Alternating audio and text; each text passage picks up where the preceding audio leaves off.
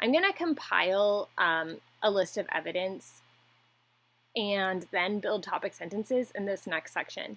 So I'm going to show you how to do this. So if you don't have a topic sentence created, what you can just start doing is writing evidence down. You can see me put in my works cited. I'm learning about this particular organization for the first time. It was an acronym, so I had to look up what that acronym meant. And now I'm able to go in and start compiling evidence. So as I researched this organization, and probably because there was like lots of Hebrew characters all over, I started to realize like this particular organization has a very different point of view on my topic than I do, but I still can use a lot of their background information because the background's the same regardless of what point of view you have. And so I'm using what they're calling background, I'm putting that in my defining the problem section, and you can see for topic sentence, like I'm not working with a topic sentence. I just created a question after I had 2 or 3 pieces of evidence, but I don't even have a sentence yet. And I'm just using my evidence. I'm just trusting the process of as I read more and get more evidence, the topic sentence will come. I'm just pulling these like massive quotes. I'm not even trying to summarize or paraphrase them because I'm running on a tight time schedule. And I'm sure enough starting to have some formed ideas of what the topic sentence could sound like. And so I'm starting to see that there are maybe 3 topic sentences that relate. So there's going to be 3 sections of defining the problem at least. And I've broken up my first topic, like my first question, into 2 topic sentences at this point. And then I'm going to put in the appropriate evidence to each of those new topic sentences that I finally have been able to write. But it wasn't until I had like at least 5 pieces of evidence that I was able to get to those topic sentences and really know what I'm going to be writing about. So I think that's important to note, is that this strategy says, you know what, just put down quotes, and as you read, you'll realize what you're arguing. You don't have to know what you're arguing to read and to put down important information.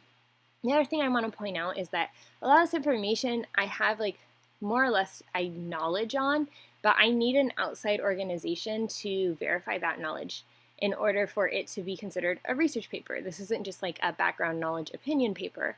And so even though I know these parts about society, like this portion about anti-Semitism, like I know this really well, but I'm going to use this outside research. I'm not going to rely on my own personal interpretations. That's not what this assignment's about. You can see that formatting is also really important. So like if something is weird font, if something is weird colors, if something is weird in terms of the size of the font, like I'm making sure it's all uniform. For me, I just did 11 Arial, even though I like Times better, but it's 11 Arial for right now, the default on Google Classroom. And so I'm finally coming to a point where the differences between my opinions and this source's opinions are becoming more and more apparent. And so I need to figure out what I'm going to do. More or less, I need to find a source that is more argumentative, and the argument needs to be more aligned with what I'm seeing as the problem, because the source I was reading to define most of the problem was more or less arguing that, anti-Semitism and anti-Zionism are the same thing. And I'm arguing that they are not the same thing. So now I'm looking for a source, a good academic source that is going to argue my point of view, and I'm doing various search kind of key term searches in order to get there. And so I finally have settled on this particular article from, I think it's Peter Beinart. He's a professor at New York City University, and he specializes in Middle Eastern conflicts and Israel-Palestine studies. And so even though it's a .com, I know that his scholarship is extremely well established, and that him as the author overrides the .cominess of the source, if that makes sense. And so Beinart is essentially arguing what I want to argue, which is that more or less,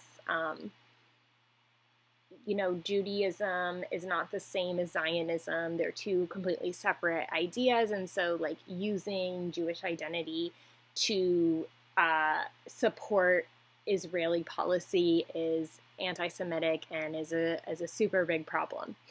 And so Beinart is helpful for me because he is a scholar who just happens to see the particular conflict the way I do.